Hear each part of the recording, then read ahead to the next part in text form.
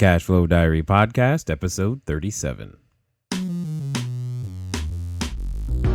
Congratulations, you showed up. Give yourself a high five in celebration of your success.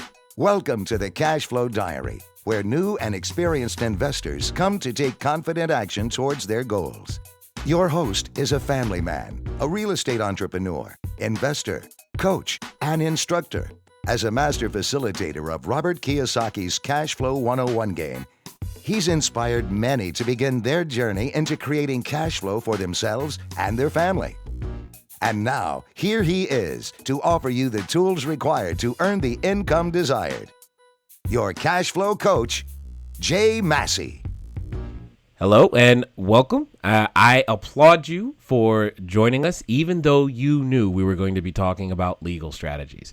And what's amazing is that we have a very versatile individual. If you listened to the episode when we were talking about taxes, you already know who it is, and you know how much fun you had listening to that tax strategies. But here's what I'm going to ask you. Did you take any action with all of the information and all of the tips that were shared with you? Did you? Did you not even hear it? If you didn't hear it, go back and listen to that episode. All right. And as a way just to remind you, if this is the first time you've listened to us, make sure you go and download your free e-course at learninvestingnow.com, because many of you ask, how can you do real estate? How can you be a wholesaler? How can you get stuff done? What does it take to make it happen? And there's a course sitting right there for you, just like the podcast was sitting right there for you for a whole bunch of ways to save tens of thousands of dollars in taxes. And it didn't cost you anything but some time, and that way you can go out there and take some action. So today we have with us yet again Mr. Mark Kohler. He is a best-selling author, national speaker, and many of you probably have heard his radio show on Blog Talk Radio. Comes out on Tuesdays. Definitely tune into that. Real estate investor, partner in the law firm Kyler, Kohler, Ostermiller, and Sorensen, also a CPA. As I've said before, he speaks multiple languages, tax and as well as legal. And he's got two books. One, What Your CPA Isn't Telling You, and then Lawyers or Liars. Now, today we're going to have the legal conversation, right? And sometimes you're like, man, do I really want to call a lawyer?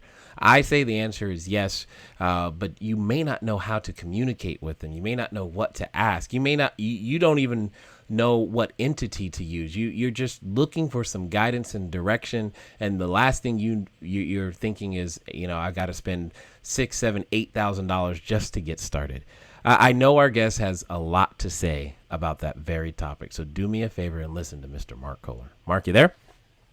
Yes, I am, and thank you so much for that warm welcome, Jay. I truly appreciate it. We're glad to have you back. Well, thank you. Well, this topic about legal planning and scams to avoid and what works and what doesn't, I've written a best-selling book on this topic. I put my money where my mouth is.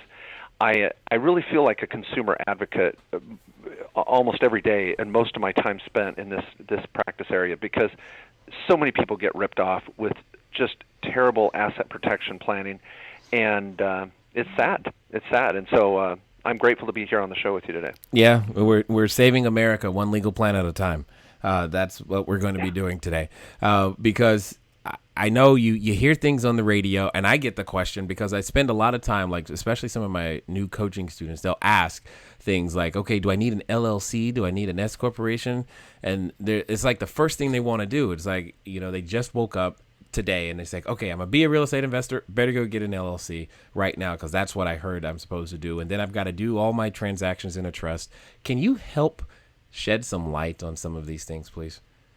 Oh, you bet. And what if it's acceptable with you, what I may propose is that we maybe go through some of the scams or the wives' tales when it comes to as asset protection, and then we can turn the tables around and talk about some of the cutting-edge strategies of what actually does work. Absolutely.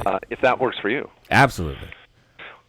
Okay. Well, I love it. Okay. Well, the first thing that I would say in the area of asset protection, and I almost get physically upset talking about this because I'm so passionate about this point, is for all of you listeners out there, please do not take asset protection. This is rule number one. Do not take asset protection advice from some call center or sales group that's that provides entity setups that is not a law firm. I cannot express to you enough how much bad information is out there, and how that people are oversold the structure that they really don't need, and the exorbitant prices that are pushed on people out with fear tactics. Every week, Jay, I deal with someone that got sold a multi-entity structure for thousands of dollars that's either useless or way much more, far more than someone needed. And it's a travesty. It's sad, and I'm sick and tired of it. Folks, buck up and hire a law firm that does asset protection, and quit trying to cut corners with a call center or a coaching system or some internet service like LegalZoom until you have a completely dialed-in system. Folks, going out and playing lawyer by yourself in this area is a nightmare. We have a full-time employee that provides a service called FixMyLegalZoomEntity.com. That's it. Because so many people think they can do it on their own after listening to a webinar and going click, click, click. It drives me insane. So I'll leave it at that. As you can, like I said, I get pretty excited about that, and it's just really upsetting. You know, I'm sensing that you don't care about this at all, Mark. I mean, you have absolutely no emotion behind that whatsoever. I love it, because when you're starting out, you don't know what you don't know. And the first person that comes to you that sounds like they might know says, okay, makes sense to me. And all Mark is saying is you may want to get at least one other opinion, because oftentimes what happens is, it's not like the things that are being sold don't have a purpose at all. They just probably don't fit your needs at this moment.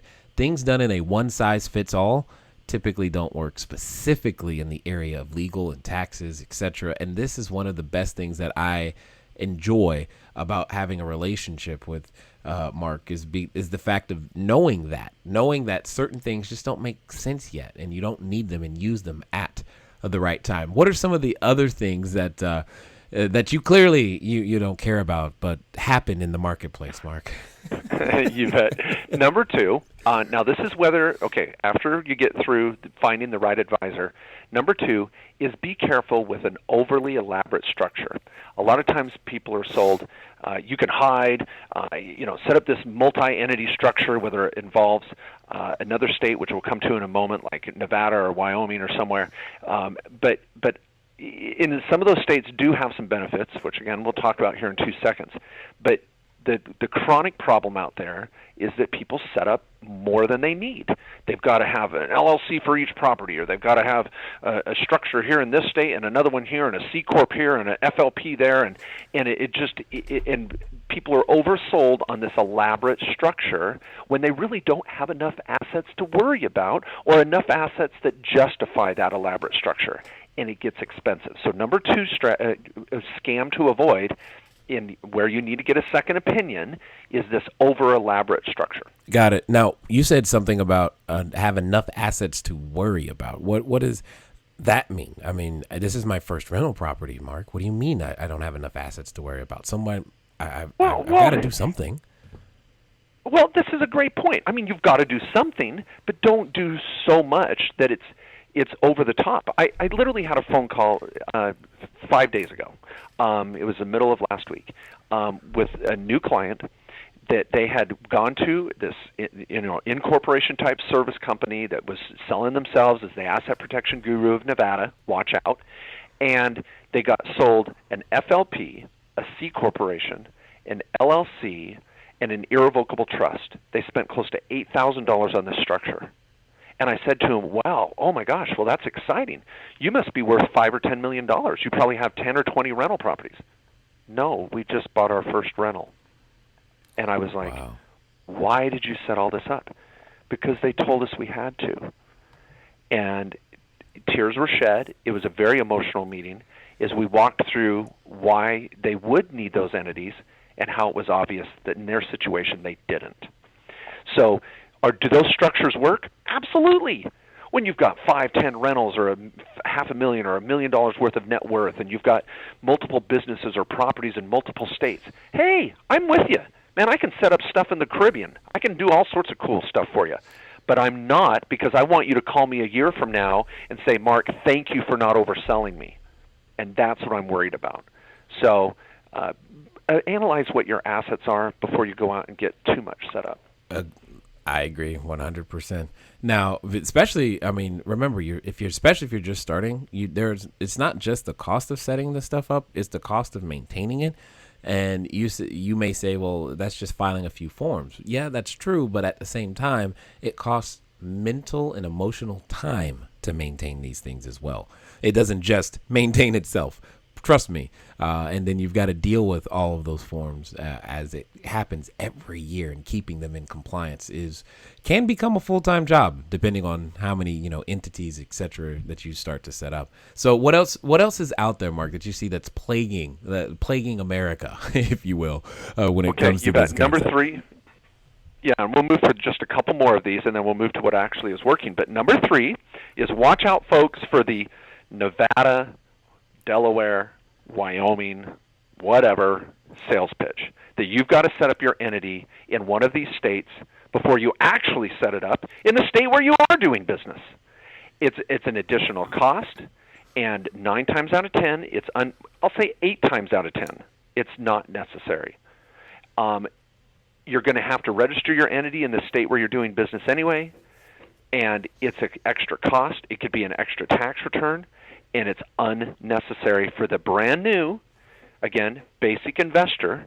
It's overkill. Now, for some of you out there that have multiple rental properties, some that are paid for, you've got properties in multiple states, hey, I'm the first one to say we might want an extra layer of protection there, some sort of consolidated holding entity to hold all your other LLCs or properties.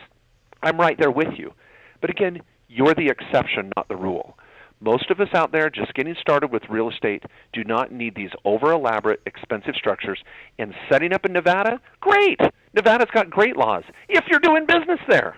If you're not doing business there, you got to turn around and register the entity in the state where you do actually own rental property, aka Tennessee or Georgia or somewhere, and then you're still paying fees in Nevada when it doesn't give any extra protection whatsoever when you're doing business in that state. So be careful, folks. It's just overkill. So that's my just biggest admonition on that point. No doubt. I can tell you don't care about this at all. This is good. Anything else out there that you see on a semi-consistent basis that someone might have run into? You bet. And this may be a shocker for you, Jay, but this is the number one scam or problem. Okay. And it's ourselves. It's ourselves. We oftentimes are our own worst enemy. We don't think it's going to happen to us. I'm not going to get in a lawsuit, or I'm not going to get ripped off. I can do this entire transaction with an email. I'm going to send money to someone even though the contract hasn't shown up yet because I trust this person. They're in my church. They're in my neighborhood. They're family. One of the worst. Yeah. And we think it's not going to happen to us. That's literally a chapter in my book, is that we can oftentimes be our own worst enemy. Folks, please get your documents your transactions in writing and documented and signed before money changes hands. Get a second opinion. Get a third party to look at these documents. Do your due diligence on your partners. Do your due diligence on the properties and the businesses you're going to be buying into. It's not worth throwing away all of your assets because you trust someone. When the number one fraud out there, and I've had experts come on my radio show to talk about, is what's called affinity fraud. Someone that knows you and preys on that relationship to get you to put your guard down. Folks, I don't care if it's your brother or your sister. You say, I really want my attorney to look at this first. Make me the bad guy and get your stuff documented. I'll tell you, you could have the best deal in the world, and a bad contract will make it a bad deal. Oh. A bad contract will always ruin your deals. Be careful, folks. Yeah, I have hundreds of thousands of reasons why what he just said is very, very true.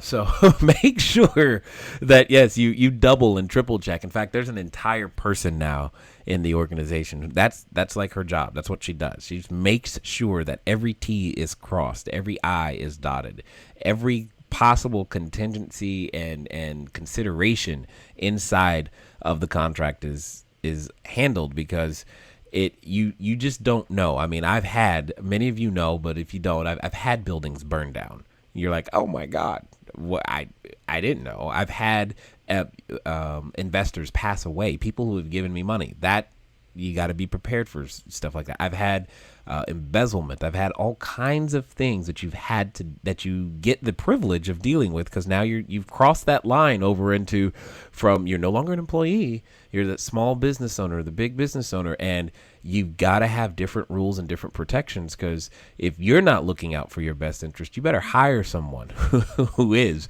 And oftentimes that person comes in the form of an attorney.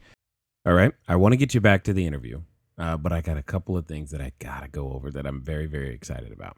You probably have noticed, if you've been following the show for a little while, that I haven't mentioned the website learninvestingnow.com. Long story short, been doing some retooling, rethinking, and listening to you guys.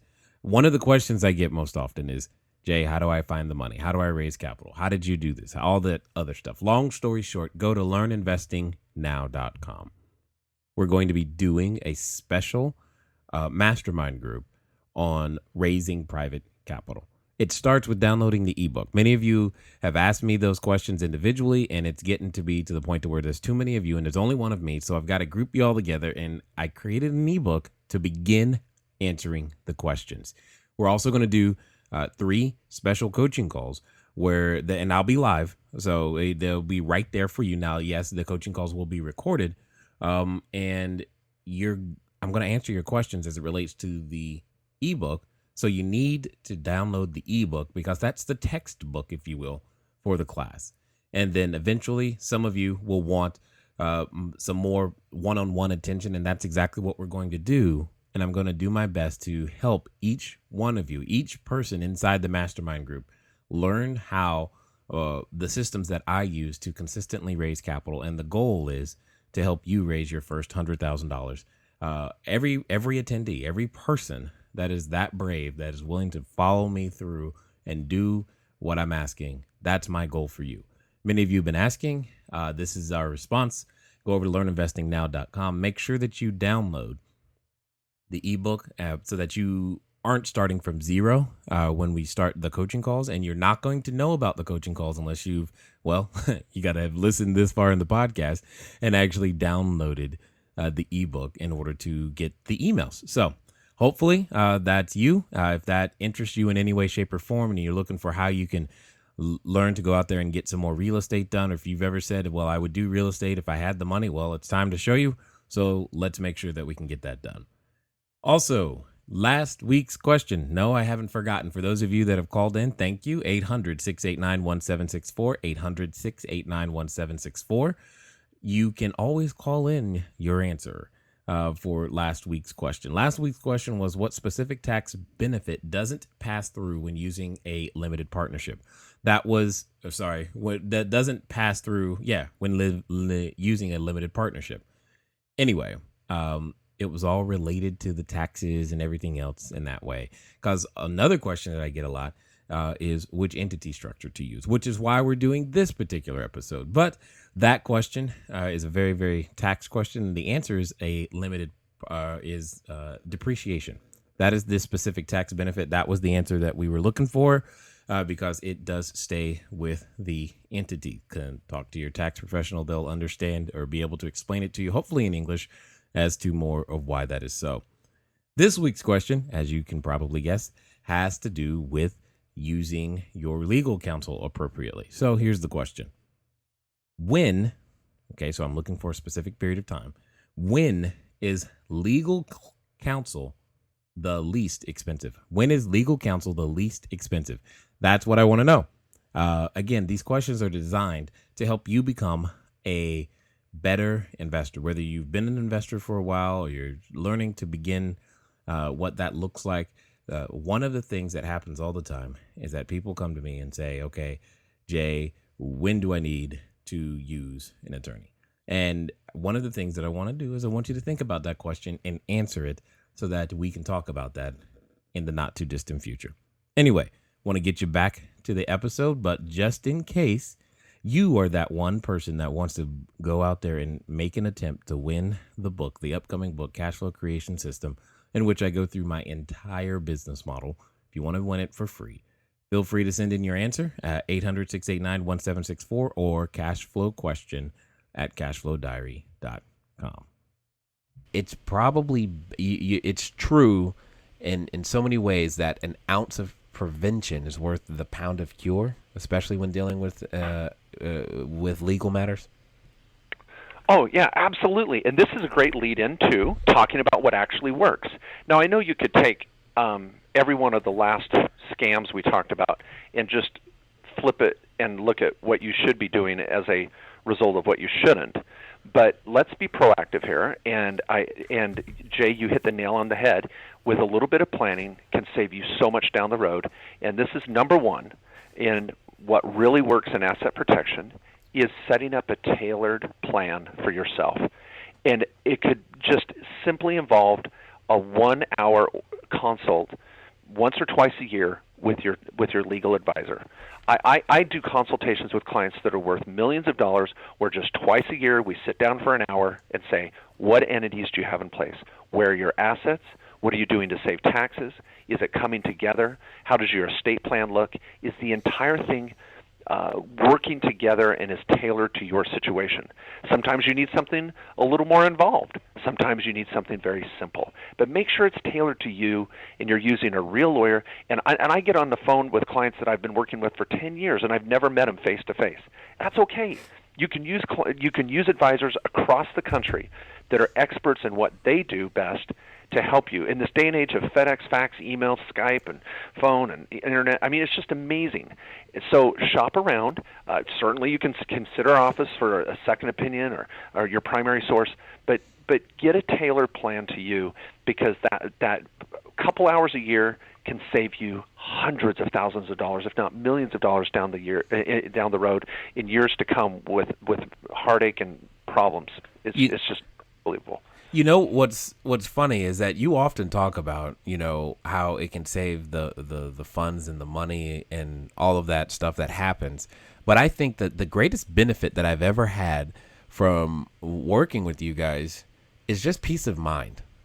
I just don't even worry. It doesn't even occur to me that I should be concerned about someone slipping and falling or a lawsuit here, a lawsuit there. It's not something I just don't even worry about it, because I know that either A, we've addressed it already, or B, it will become a non-issue because we've planned and prepared for it in some way.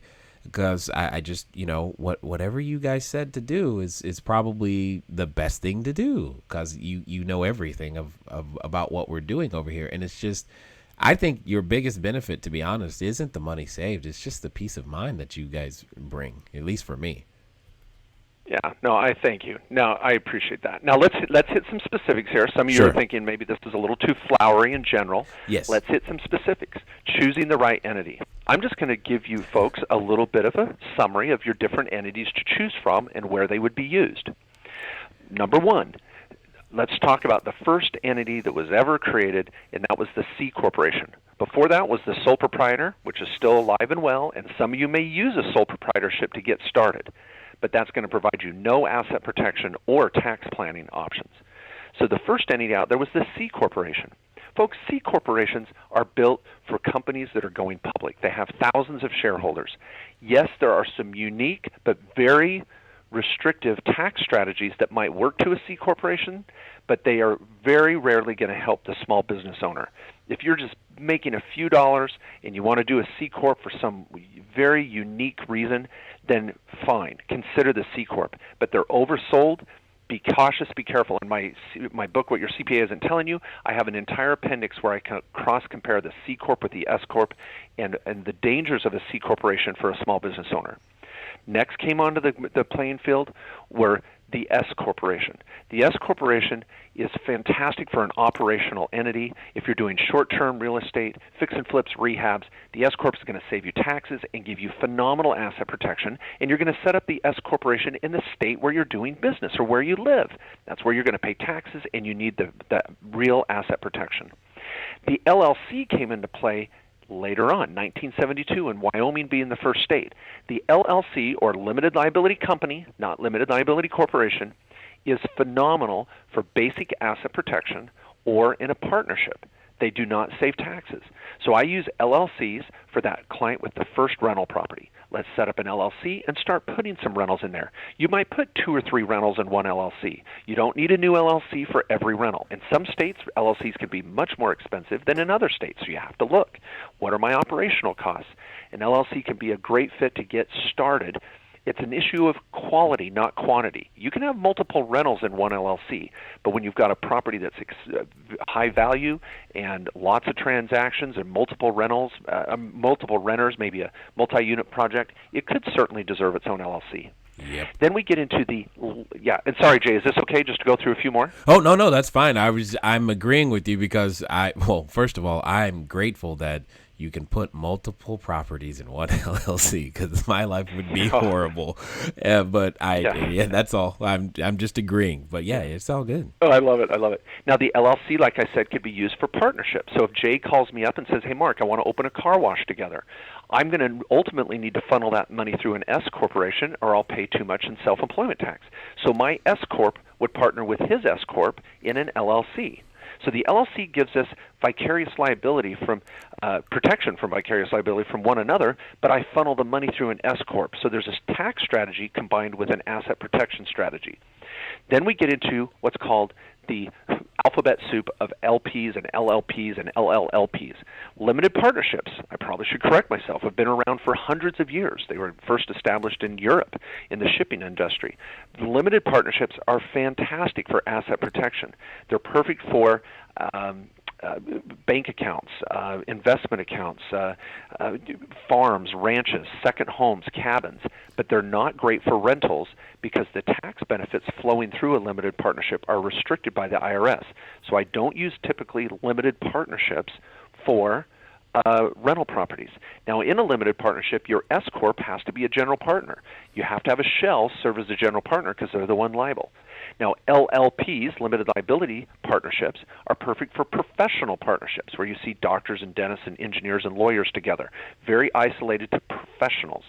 You might hear about LLLPs, limited liability companies. Those are phenomenal. Did I say that? Limited liability limited companies. They're wonderful. They're unique. They're only in about 15 states, and they're for you don't have to have a general partner that's a shell. Now, I'm a little more cautious and apprehensive about that. I still recommend a general partner shell, but they're out there as another unique strategy for protecting assets. But these are your entities. We'll come to trusts in a minute as one of our other topics, but these entities can be very, very powerful. They typically are going to require their own tax return. They can be wonderful for audit protection because they're going to be less audited than a sole proprietorship. And you just have to choose the right entity for you and not, again, get too elaborate buying one of everything. Just because you buy one, more is not better when it comes to asset protection. So be very, very careful with that. Absolutely. Sorry, now, Dave, mouthful. I know. But that's the thing that creates the overwhelm is wondering which one to start with, and I think something that's also important to address is when does it make sense to even begin starting that S corporation conversation? Because there's a certain point where it's like, and then there's a point that, you should have did that, 4 years ago, and determining when that is individually can be a challenge. How do you know when you need any one of those things? Well, and this goes back to getting a tailored consultation with a lawyer or a tax lawyer that understands the tax aspects of it. And once a year, get a second opinion if you get told something weird. And so we've been through that. You just gotta schedule something, and our office would love to meet with you no matter what state you're in. Now let me mention the trust topic. Yes. And I know our time is limited, so I'll talk quickly here, Jay. But trusts provide a very unique strategy and another option for good asset protection. Now, folks, first let's take the revocable living trust off the table. Everybody should have a quality estate plan with a will and powers of attorney for health care and finances and pull the plug if I'm hit by a bus and I'm a vegetable and all that. Those are going to be coordinated with a foundational revocable living trust. They're incredible. They help avoid probate. They're going to pass on your wealth to your family in a proper manner. And if you're single, even more important, because we don't know where your assets are going to go. So get a plan. But when it comes to asset protection, revocable living trusts do not give you asset protection. They're there to avoid probate and do your estate planning. Where we're going to use trusts for asset protection are your irrevocable trusts. There's beneficiary defective trusts.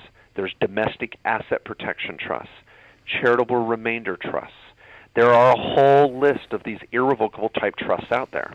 You're going to typically spend $1,000 to $2,000 minimum to get a more elaborate trust strategy implemented. They may require a tax return, they may not. They may require a gift tax return to gift your assets into it. They're going to require a little additional planning. But again, for some of you out there on the call, and you've got millions of dollars and potential assets that could get sucked into a terrible lawsuit, getting a consultation as to what type of trust might fit you and your structure best is very important. And I love that topic. Again, I have a little sections in my book in Lawyers Are Liars about which trust works best in what situation.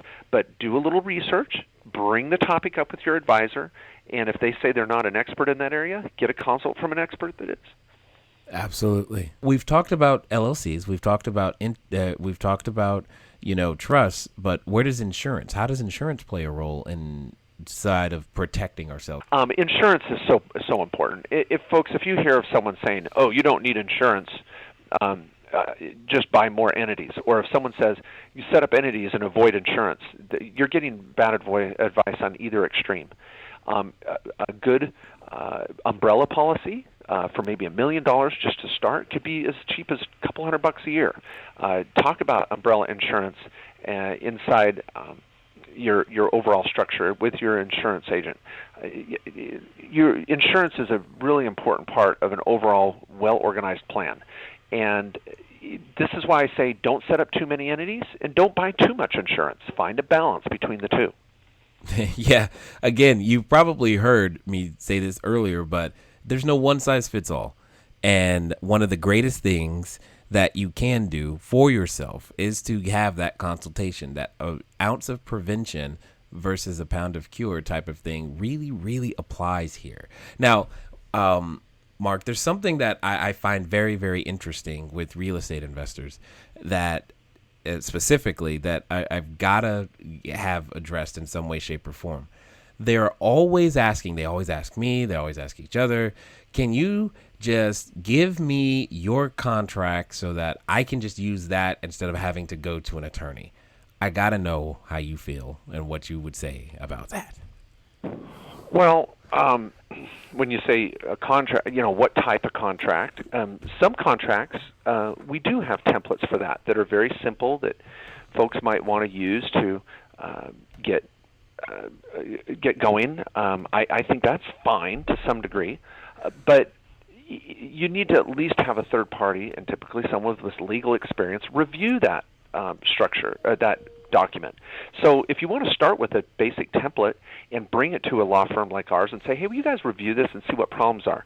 Well, that's going to save you more money than asking us to create it from scratch. I totally agree.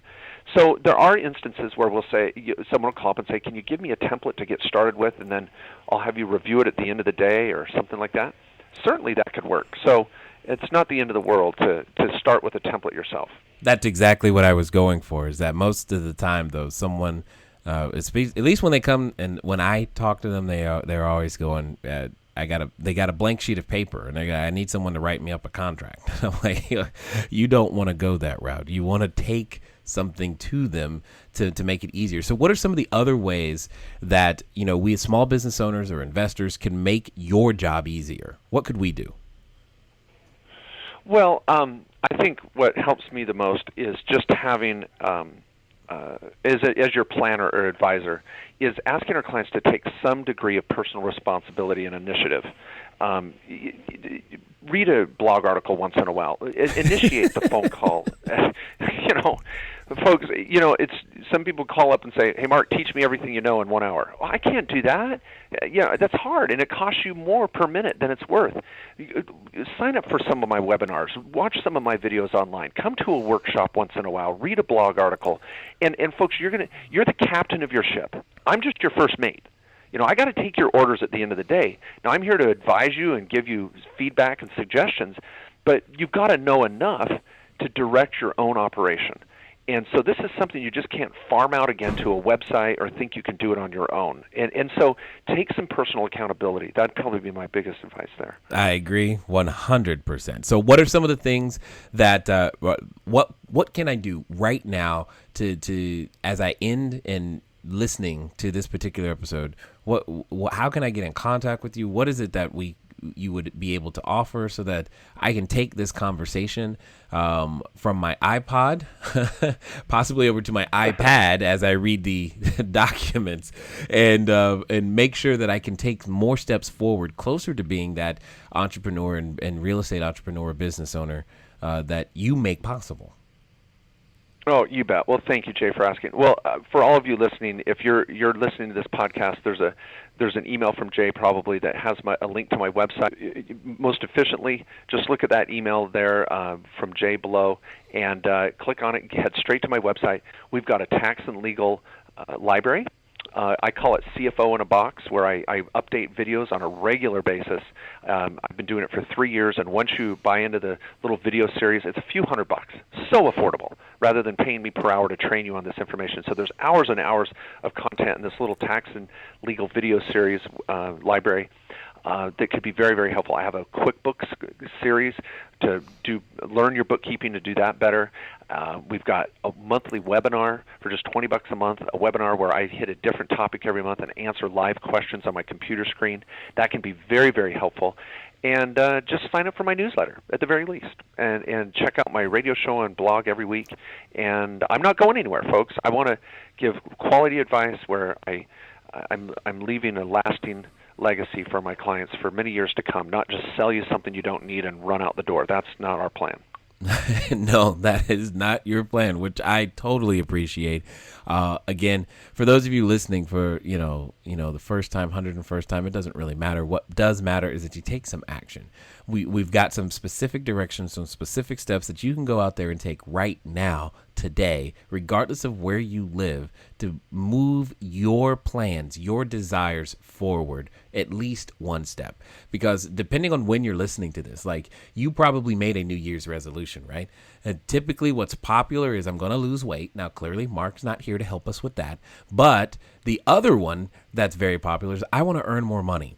Well, great.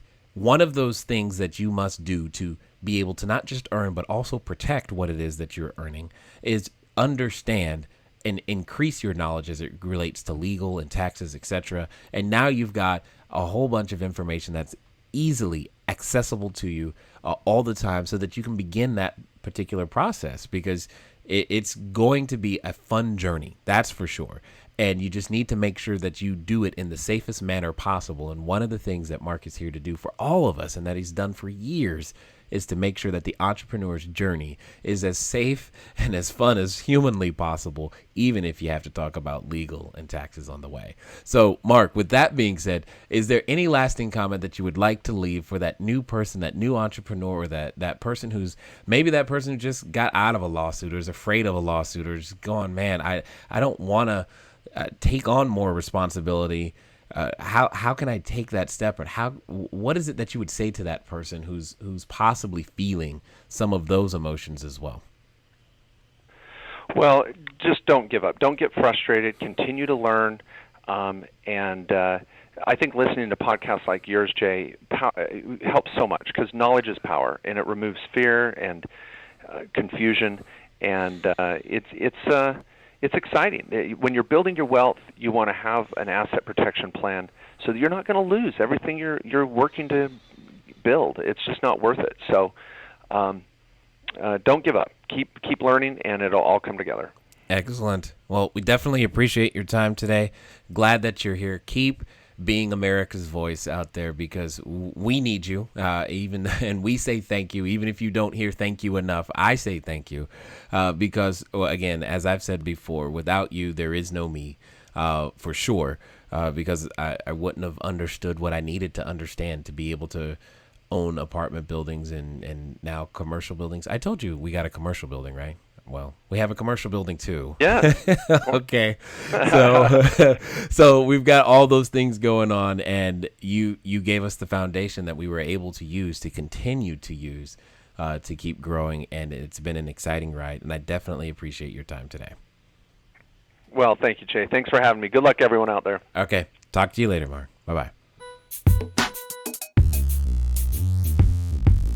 Thank you for investing your time with Jay Massey and the Cash Flow Diary. When you have a moment, please visit iTunes and leave a positive comment about the show. And go now to our website, CashFlowDiary.com, to take advantage of our free business building course, Cash Flow Foundation. Gain the knowledge, understanding, and skill that will teach you how to never need a job again.